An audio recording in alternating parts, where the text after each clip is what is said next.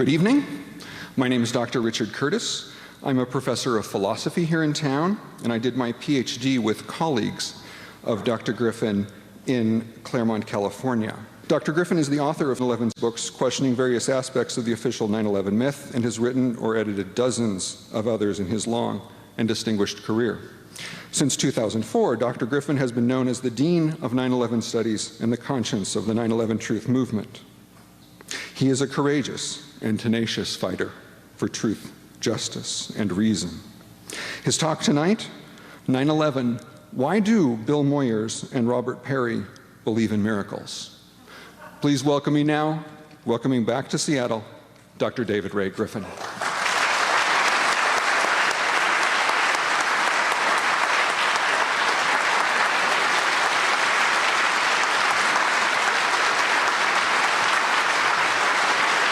It has now been almost 10 years since the 9/11 attacks.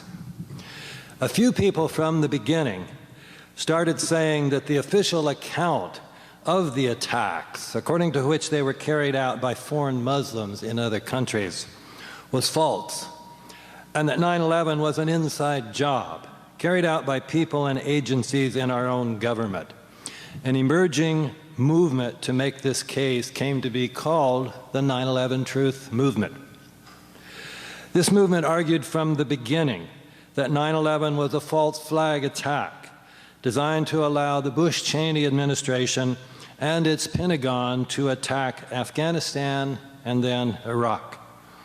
But most of the traditional anti-war journalists, such as Noam Chomsky, George Monbiot, Norman Solomon, and Matt Taibbi, along with the writers at Counterpunch, In These Times, The Nation, Mother Jones, The Progressive, and Democracy Now!, did not endorse the 9/11 Truth Movement. Most of them, in fact, attacked it.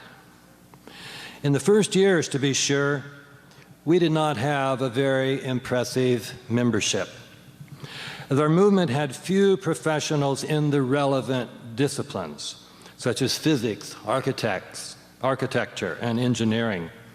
But in 2005, physics professor Stephen Jones started explaining why the World Trade Center buildings could not have come down without explosives. Due to some books and coverage by C-SPAN, professional organizations began to form, including Architects and Engineers for 9/11 Truth.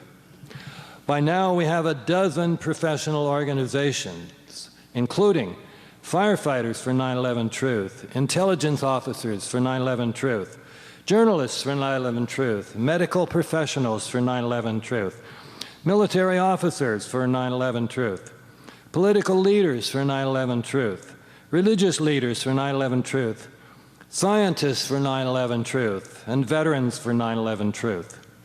The 9/11 Truth Movement is now very impressive in both size and professional membership. Progressive journalists in general have not availed themselves of the evidence provided by the 9/11 Truth Movement to argue against the legitimacy of the so-called war on terror. If any major journalist could have been expected to do so, it would have been Bill Moyers. His 2007 program on the secret government exposed ways in which presidents have deceived the people to promote war. And another 2007 program, Buying the War, showed that the media, instead of exposing truths that could have prevented the war in Iraq, served as cheerleaders. However, while driving home the fact that the media failed to expose Saddam Hussein's lack of weapons of mass destruction, Moyers failed to expose Osama bin Laden's lack of responsibility for the 9/11 attacks. And then in 2011, he attacked the 9/11 Truth Movement. After criticizing Rush Limbaugh and Fox News for providing disinformation that undermines the truth needed for democratic self-government, Moyers added, "Disinformation is not unique to the right. Like other journalists, I have been the object of malevolent assaults from the 9/11 truthers for not reporting their airtight case, proving that the Bush administration conspired to bring about the attacks on the World Trade Center. In speaking about this airtight case, Moyers was, of course, using sarcasm, considering this case anything but airtight. In fact, he said that the truthers, having no real evidence, simply cherry-picked a few supposed anomalies to build an inside job storyline. In criticizing this case, Moyers was paraphrasing independent journalist Robert Perry, who said, lacking any real evidence, the truthers have built their case on alleged anomalies in the collapse of the buildings. In drawing on Perry, Moyers appealed to one of the best of the independent journalists. Given Perry's commitment to truthful journalism, combined with his awareness that the October surprise became relegated to the status of bogus conspiracy theory only because of lying politicians and careless and dishonest journalists, we would have expected him to engage in meticulous reporting about the 9/11 truth movement's descent from the official story about the 9/11 attacks. We would have expected him to be suspicious of the official account because it was provided by the Bush-Cheney administration, which is now known to have lied about Iraq. And we would have expected Perry to be even more suspicious about the official story of 9/11 because the chief of the lying politicians in the October surprise case, Lee Hamilton, served as the Democratic co-chair of the 9/11 Commission. Moreover, Perry could have learned in a book on the commission by New York Times writer Philip Sheenan that Hamilton's duplicitous ways continued in his new role. Hamilton, together with Republican co-chair Thomas Kean, appointed Philip Zelikow to be the commission's executive director, even though Zelikow was essentially a member of the Bush White House. Hamilton also, with Kean, concealed from the staff the fact that Zelikow had written a detailed outline of the commission's final report, complete with chapter headings, subheadings, and sub-subheadings, before the staff even had its first meeting. For all of these reasons, we would have expected Perry, as well as Moyers, to have done good reporting about the 9/11 attacks. They instead used bad reporting to attack the 9/11 truth movement's claims that 9/11 was an inside job. Both Moyers and Perry, as we saw earlier, said that the truthers had rejected the official account of 9/11 on the basis of alleged or supposed anomalies. Anomalies, coming from the word nomos, refers to occurrences that are exceptions to the norms, rules, or regularities. In saying that the 9/11 truth movement speaks of supposed or alleged anomalies in the collapse of the World Trade Center, Moyers and Perry were saying that the official account, according to which the buildings were brought down by the airliners and the resulting fires, contained no real anomalies, no exceptions to the regularities of physics and chemistry, no miracles. In truth, the official account of the destruction of the World Trade Center contains many anomalies, and some of them are so obviously and violently contrary to the laws of science that they must be called miracles. Insofar as Moyers and Perry endorse the official account of the destruction of the World Trade Center, they accept all of these miracles. I will point out 6 of them. First, when people talk about the World Trade Center, they usually have in mind the Twin Towers. But a third building came down that day, a 47-story building 2 blocks from the Twin Towers, World Trade Center 7, which came down at 5:21 in the afternoon. Many people have not even known that Building 7 came down because it was seldom, if ever, shown on television after that first day. And it was not even mentioned in the 9/11 Commission's report. Why this silence?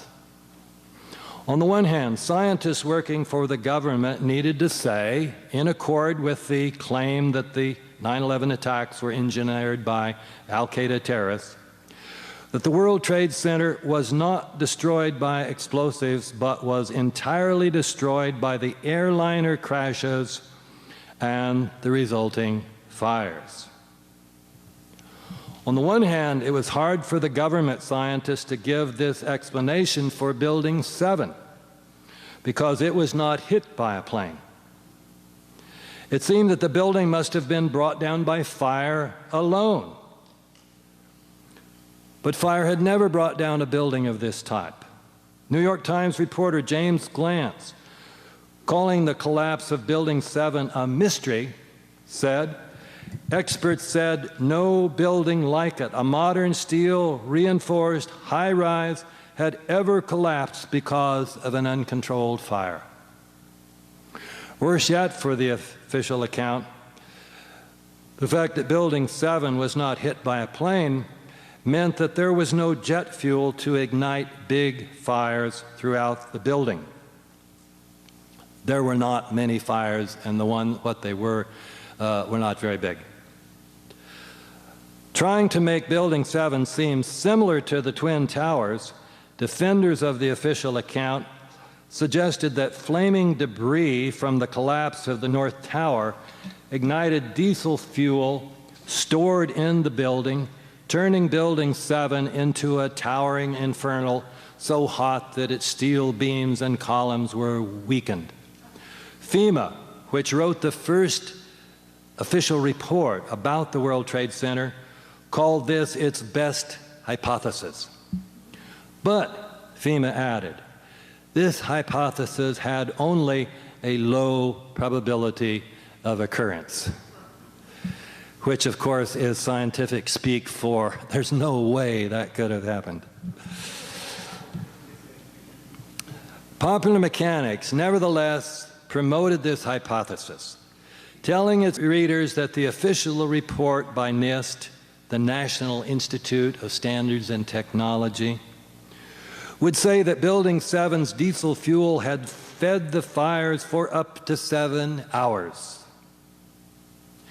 In a second effort to make Building 7's collapse similar to that of the Twin Towers, Popular Mechanics said that although this building was not hit by a plane, it was far more compromised by falling debris than the FEMA report indicated. Popular Mechanics thereby intended to refute the 9/11 Truth Movement's claim that the official account is implausible by virtue of portraying Building 7 as the only steel-framed high-rise to have come down because of fire alone. So they were saying it wasn't just from fire alone, it was from this enormous destruction of much of the building. However, when NIST finally released its Building 7 report in 2008, it had rejected Popular Mechanics' twofold explanation in terms of diesel fuel and structural damage. NIST said fuel oil fires did not play a role in the collapse of World Trade Center 7. NIST also said, other than initiating the fires in World Trade Center 7, the damage from the debris from the North Tower had little effect. Building 7, said NIST reports, was the first known instance of fire causing the total collapse of a tall building. NIST thereby said exactly what popular mechanics had assured its readers NIST would not say. Therefore, if World Trade Center 7 was brought down by fire without the aid of explosives, this was definitely an anomaly. If Moyers and Perry endorsed the official view of this building, do they not thereby endorse a miracle? I turn now to a second anomaly, which even more clearly violates laws of science. Building 7 collapsed symmetrically, meaning that it came straight down, having an almost perfectly horizontal roof line.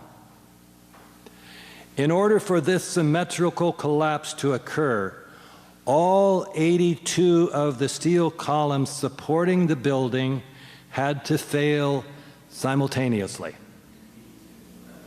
It is difficult to imagine how this symmetry could have resulted without explosives. Perhaps people may think that if the building had been entirely engulfed by fire, so that the fire was symmetrical, all 82 of its columns might have failed simultaneously, producing a symmetrical collapse. History teaches, however, that it is impossible for fire to cause a steel frame building to collapse. It would have been even more obviously impossible for the fires of Building 7, being on only a few floors, to have produced a symmetrical collapse. To believe these asymmetrical fires produced a symmetrical collapse would be to believe in a miracle. The fire also could not explain the sudden onset of Building 7's collapse. Even if we believe that the fire could have caused the steel to lose its strength, the fire would have weakened the steel gradually, causing it to start sagging. But they did not. One moment the building was perfectly immobile. The next moment, as videos show, it was coming down at full speed. As Australian scientist Frank Legge has observed, there is no sign of a slow start that would be expected if collapse was caused by the gradual softening of the steel.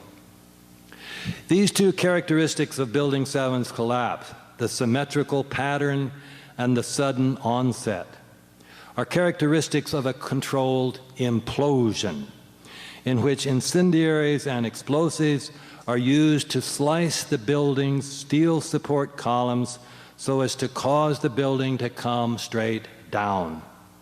The reason to implode a building, rather than simply causing it to fall over sideways, is to avoid damaging nearby buildings. Engineering an implosion, in the words of a controlled demolition website, is by far the trickiest type of explosive project, which only a handful of blasting companies in the world possess enough experience to perform. Mark Loiseau, the president of Controlled Demolition Incorporated, has explained why.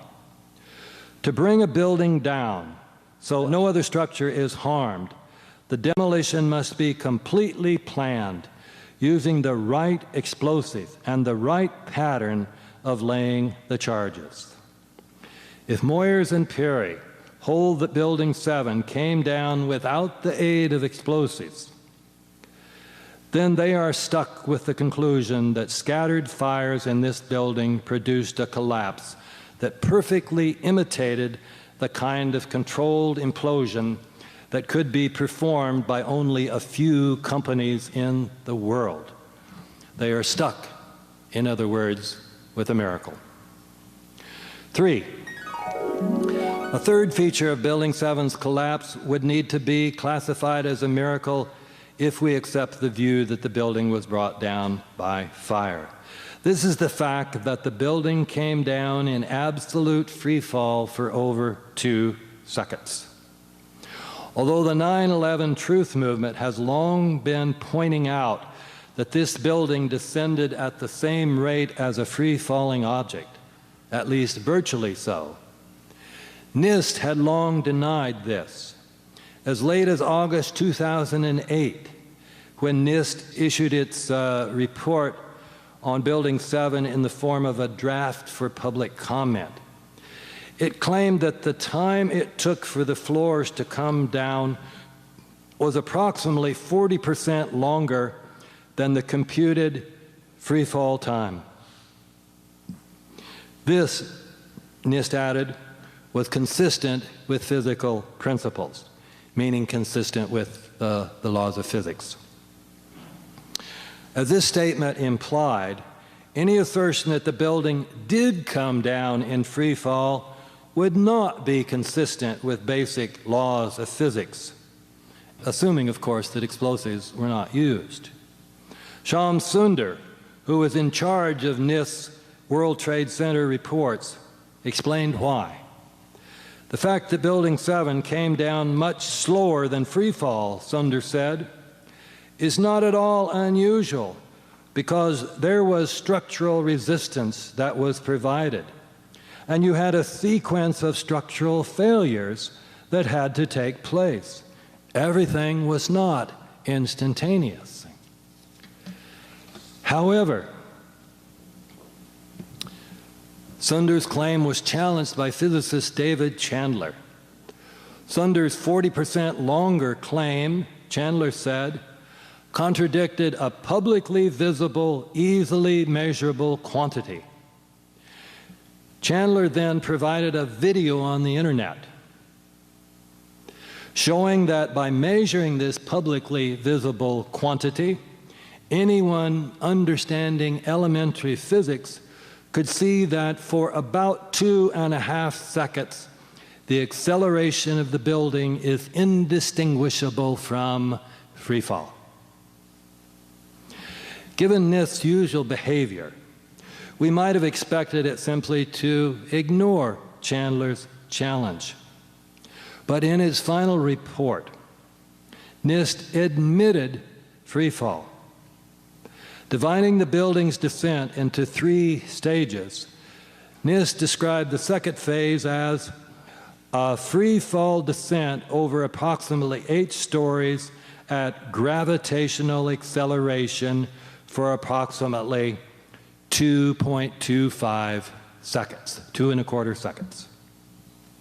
NIST thereby accepted Chandler's position, except for stating that the time in which the building was in free fall was only 2.25 rather than 2.5, rather than 2.25 rather than 2.5 seconds.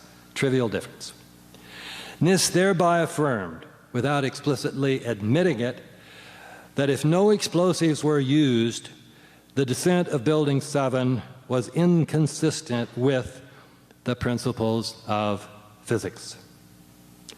Chandler explained why, saying, Free fall can only be achieved if there is zero resistance to the motion. The top floor of Building 7 would have encountered tremendous resistance from the steel structure of the lower 46 floors, unless that structure had been removed by explosives. Shyam Sunder himself, assuming that explosives were not used, had said in August that a free-fall descent of Building 7 would have been impossible because a free-falling object would be one that has no structural components below it to offer resistance. But in November, NIST stated in its final report exactly what Sunder had explained to be impossible. While continuing to insist that no explosives were used, NIST now stated that Building 7 came down in free fall for over 2 seconds. And in making that change, NIST no longer used the language, and this is consistent with physical principles. That phrase they had used repeatedly in the preliminary report, they canceled every one of those. So they didn't explicitly assert that what they were saying was consistent with physics. So they implicitly admitted that what they're now saying is inconsistent, that free fall without explosives is inconsistent with physics. So therefore, NIST implicitly declared that a miracle had happened. 4, miracles are also implied by the official account of the destruction of the Twin Towers. According to this account, they came down because of 3 and only 3 causes: the airplane impacts, which caused structural damage, the ensuing fires, which were initially fed and spread by jet fuel, and gravity. One of the miracles implicit in this account is that although each building had 287 steel support columns, 240 perimeter columns, and 47 massive core columns, and although explosives were not used to remove these columns, each building came down, as NIST put it, essentially in free fall. NIST tried to explain this by saying that each airliner took out several perimeter and core columns at its area of impact and also created huge fires, which began weakening the steel. After a period of time, 56 minutes for the South Tower and 102 minutes for the North Tower, the massive top section of each building at and above the fire and impact floors fell down on the lower section, which could not resist the tremendous energy released by the downward movement.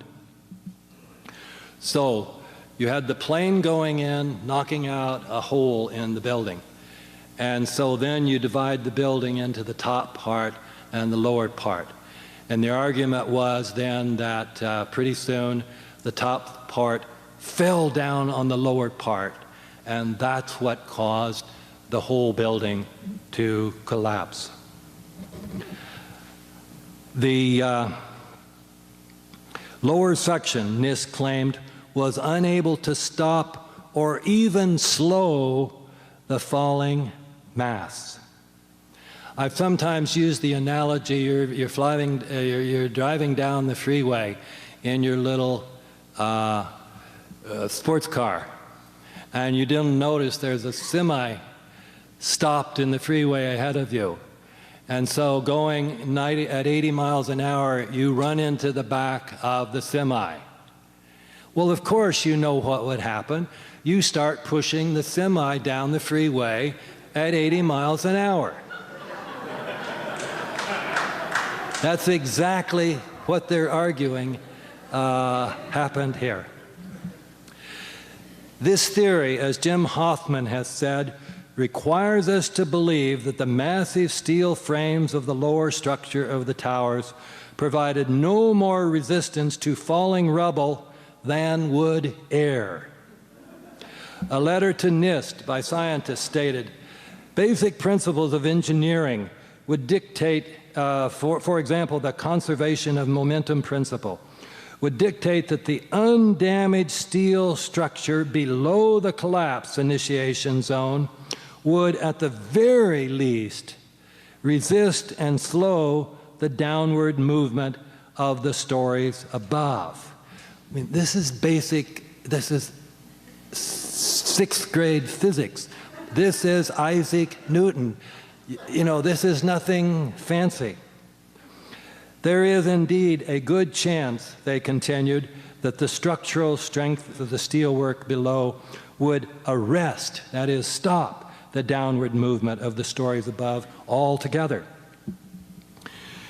In claiming, therefore, that each of the Twin Towers came down essentially in free fall without the aid of explosives, NIST implied enormous violations of the conservation of momentum. The descent of each of the Twin Towers in close to free fall was, therefore, a miracle. 5. Each of the twin towers produced still another miracle. The collapse of each tower began with a massive explosion near the top, during which huge sections of perimeter columns were ejected out 500 to 600 feet. Some of these sections of steel implanted themselves in neighboring buildings, as can be seen in videos and photographs. Enormous force would have been needed to eject huge sections of steel that far out. What could have produced this force? According to NIST, as we have seen, there were only 3 causal factors: the airplane impacts, the fires, and gravity. The airplane impacts could not have produced the ejections because those impacts had occurred an hour or more earlier. The horizontal ejections could not have been produced by gravity because gravity pulls things straight down. So the ejections must have been produced by fire. And certainly, fire could produce horizontal ejections by causing jet fuel to explode. But the jet fuel, as NIST itself pointed out, had burned up within a few minutes. So what could have happened an hour or more later? Explosives, such as RDX or nanothermite, could explain these horizontal ejections. According to NIST, however, explosives did not contribute to the destruction of the Twin Towers. These horizontal ejections, therefore, must be regarded as constituting yet another miracle. 6. Moyers and Perry probably did not think of the fires in the World Trade Center as having miraculous powers. But NIST's account implies they did. 3 professors from Worcester Polytechnic Institute issued a report about a piece of steel recovered from Building 7 debris, stating that it had undergone intergranular melting. An expanded version of this report, which contained a description of a similarly eroded piece of steel from one of the Twin Towers, was included as an appendix to the first official report on the destruction of the World Trade Center, which was issued by FEMA in 2002. A New York Times story noting that parts of those pieces of steel had melted away, even though no fire in any of the buildings was believed to be hot enough to melt steel outright. This story said that these discoveries constituted perhaps the greatest mystery uncovered in the investigation. An article in Worcester's magazine entitled "The Deep Mystery of Melted Steel" said, "Steel, which has a melting point of 2,800 degrees Fahrenheit, may weaken and bend, but does not melt during an ordinary office fire. Yet, a 1-inch column was reduced to 1/2-inch thickness. Its edges, which are curled up like a paper scroll, have been thinned to almost razor sharpness. Gaping holes, some larger than a silver dollar, let light shine through a formerly solid steel flange.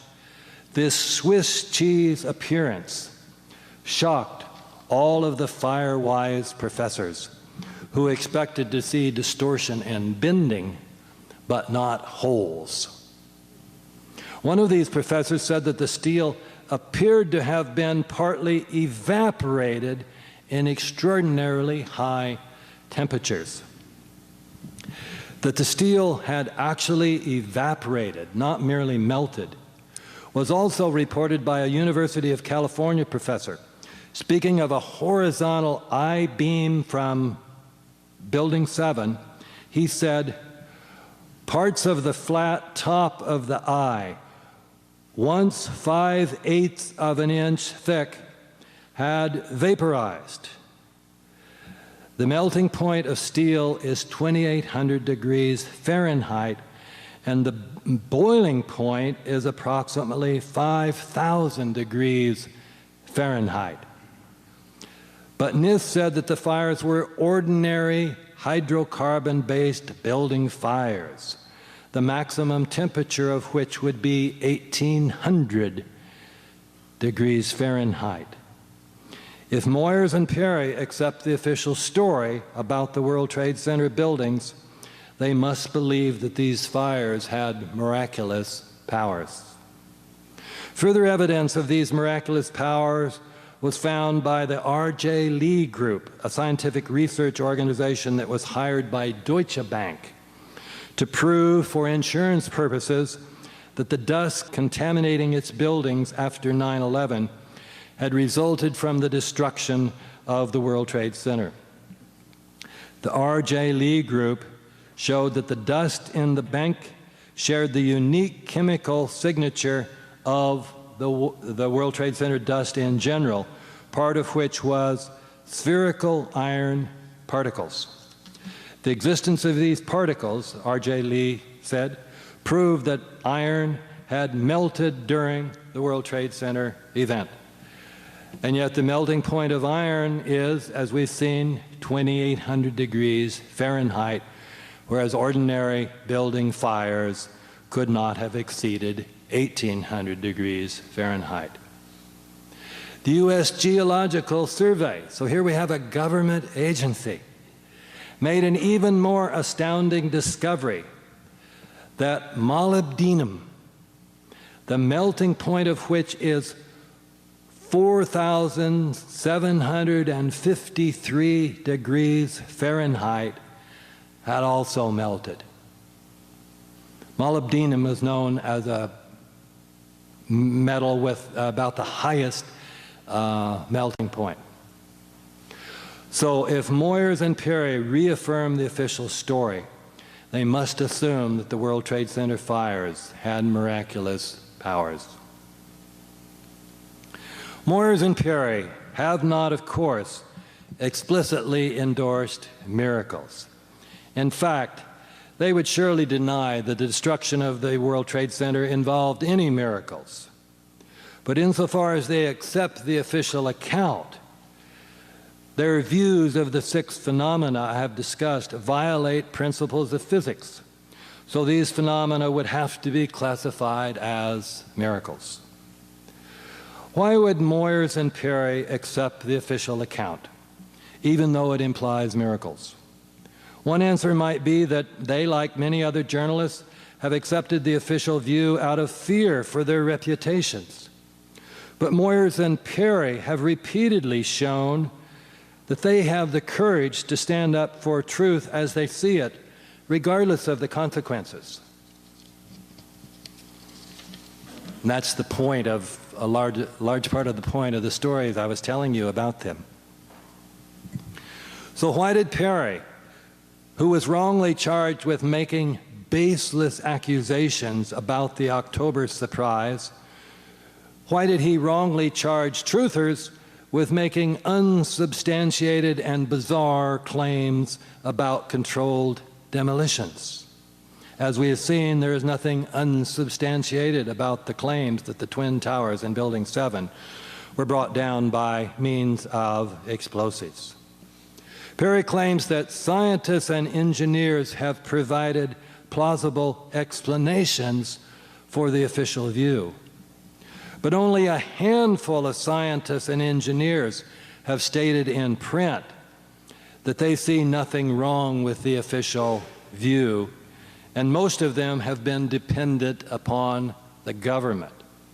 Remember here Upton Sinclair's famous dictum, "It is difficult to get a man to understand something when his salary depends upon his not understanding it."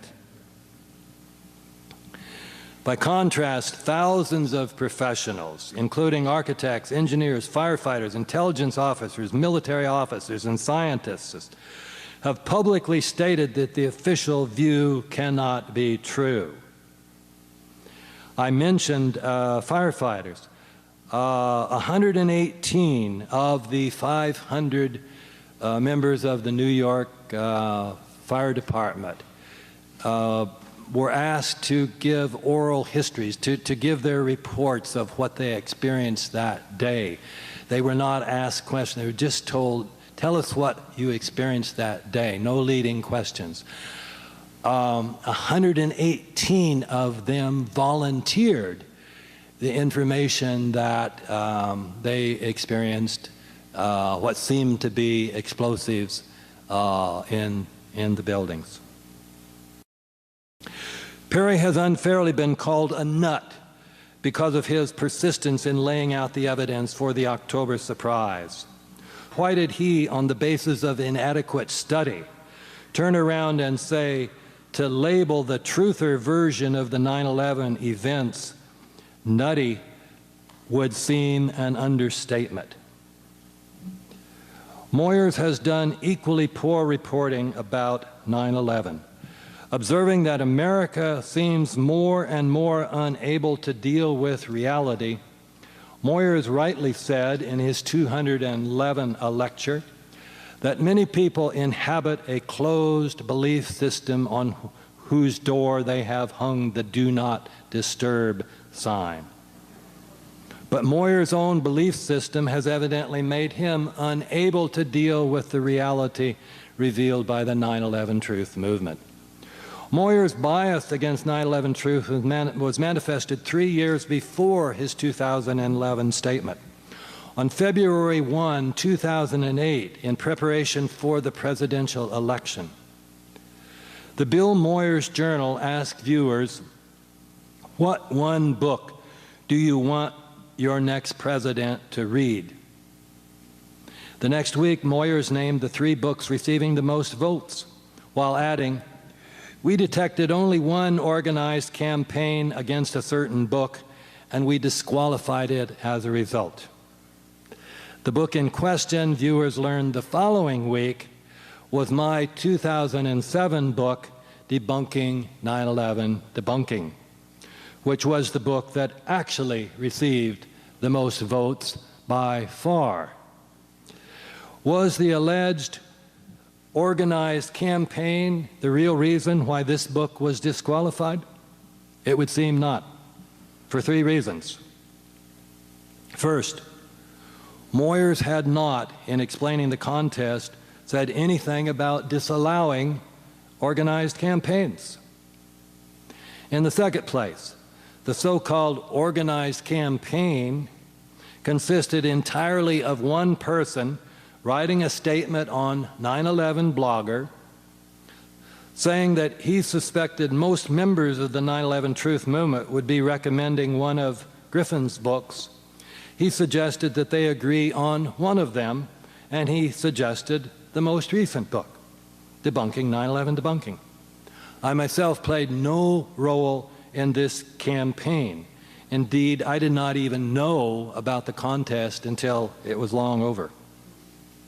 In the third place, one of the book authors, Kim Michaels, organized a campaign on behalf of his own book, The Art of Non-War.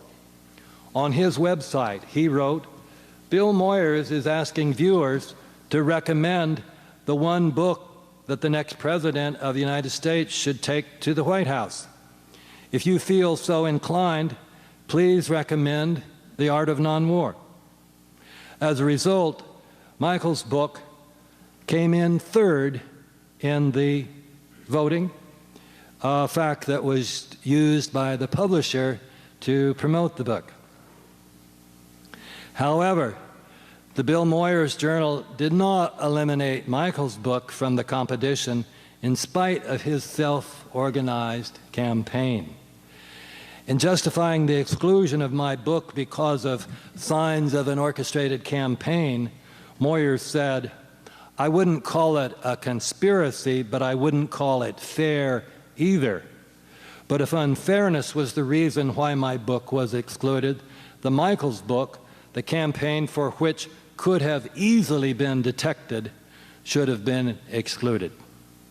It would seem, therefore, that my book was excluded because Bill Moyers did not want to announce that his program had recommended my book with its claim that 9/11 was an inside job.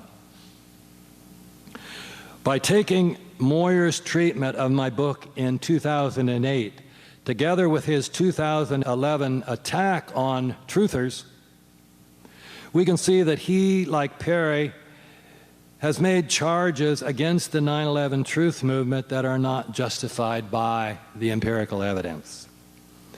I have yet another question for Moyers and Perry. Given their negative characterization of people they call truthers, such as Moyers' statement that they employ sophistry, and Perry's charge that they have preposterous notions, one would assume that none of their esteemed friends would have anything good to say about such people. But one of Moyers' most esteemed friends was William Sloane Coffin, who after leaving the CIA became famous as a preacher, an anti-Vietnam War activist, and a leader of the civil rights movement. Moyers interviewed Coffin in 2004 and then spoke at his funeral in 2006. Shortly before his death, Coffin wrote, "All Americans who love their country enough to dig into the facts of these critical times will be well rewarded by examining Professor Griffin's books.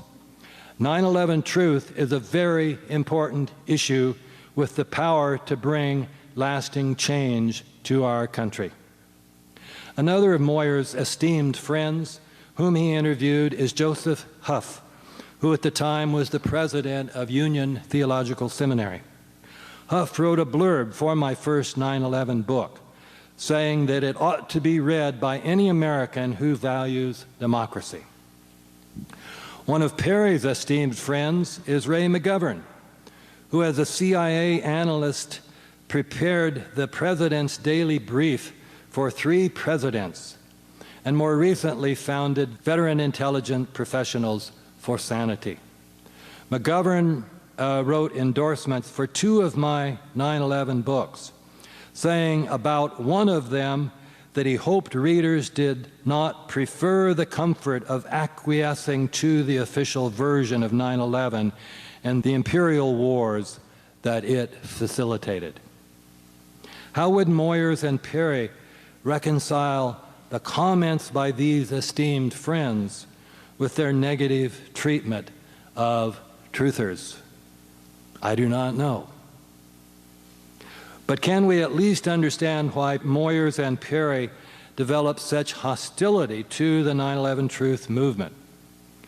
Might the explanation be that the spin machine has been so effective in presenting the 9/11 truth movement as kooky that Moyers and Perry simply accepted this view and never seriously looked at the best evidence? I suspect that this is part of the evidence. Although Perry charged truthers with being guilty of anti-empiricism, it is Perry and Moyers who have violated the need for empiricism about 9/11, for which I called, incidentally, in the lecture I gave in Seattle in 2007, 9/11, Let's Get Empirical. However, whereas Moyers and Perry's anti-empiricism about 9/11 is probably due in part to the spin machine, this surely cannot be the whole answer. Perry and Moyers both know how effective the spin machine can be with regard to any charge that would put the government in a bad light. So they would know the need to get behind the spin by examining the best evidence for the issue at hand. So why did they not do this with regard to 9/11? For many journalists and other people, the answer would be what I have called nationalist faith, the mythical belief that the American government would never deliberately do anything terribly evil. But Perry and Moyers have both reported stories that contradict this myth. We can distinguish, however, between the kinds of evils they have reported and the type of enormous evil to which Hitler alluded in his discussion of the big lie, in which he said, "Ordinary people more readily fall victims to the big lie than the small lie, since they themselves often tell small lies in little matters, but would be ashamed to resort to large-scale falsehoods. It would never come into their heads to fabricate colossal untruths, and they would not believe that others would have the impudence to distort the truth so infamously." I suspect that, although Moyers and Perry have been more than willing than most American journalists to expose ugly truths about American political and military leaders, they drew the line at 9/11.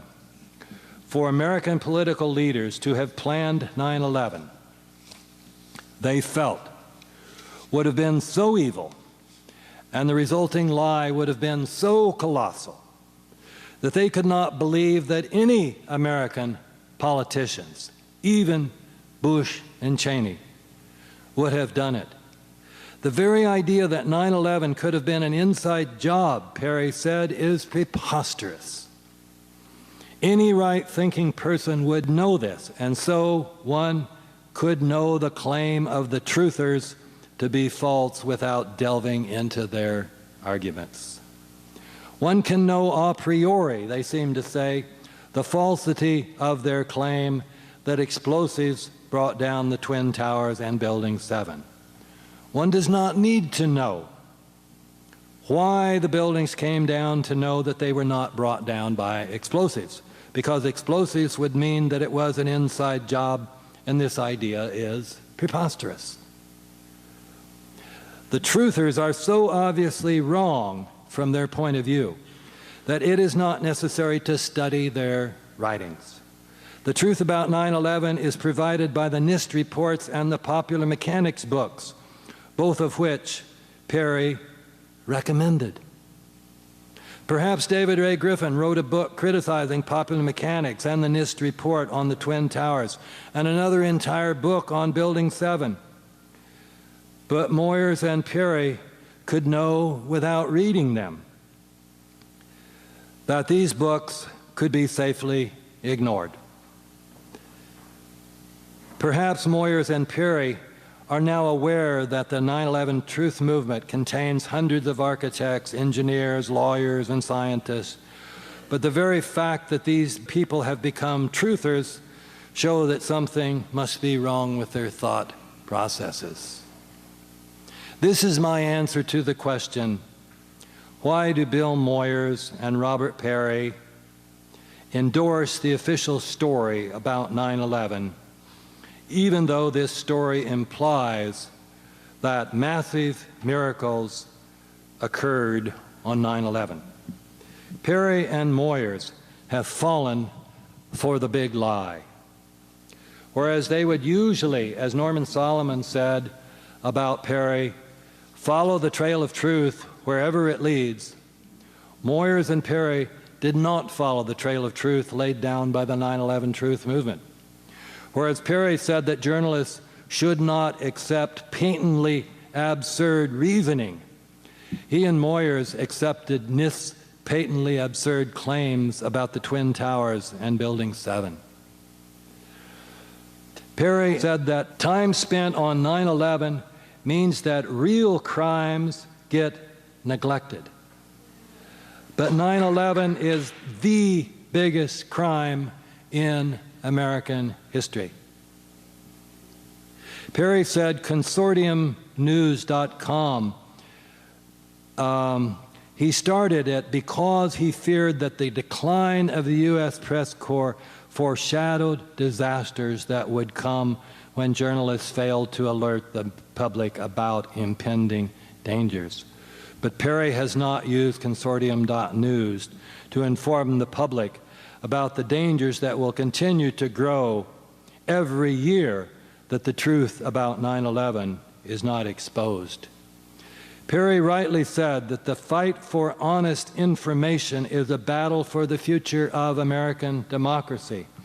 And Moyers said that he and Bill Coffin agreed a few years ago that democracy had reached a fork in the road, one fork of which leads to an America where military power serves empire rather than freedom. But nothing has promoted American imperialism and distorted American democracy more than the big lie about 9/11. An example of this big lie at work, I have suggested, is that even Bill Moyers and Robert Perry, two of our best journalists, fell for it. One of the next steps for the 9/11 truth movement, I propose, is to focus on the relatively small number of journalists who are both in this country, who are both honest and courageous, trying to help them, starting with Moyers and Perry themselves, to see that the 9/11 big lie is indeed a lie. Thank you very much.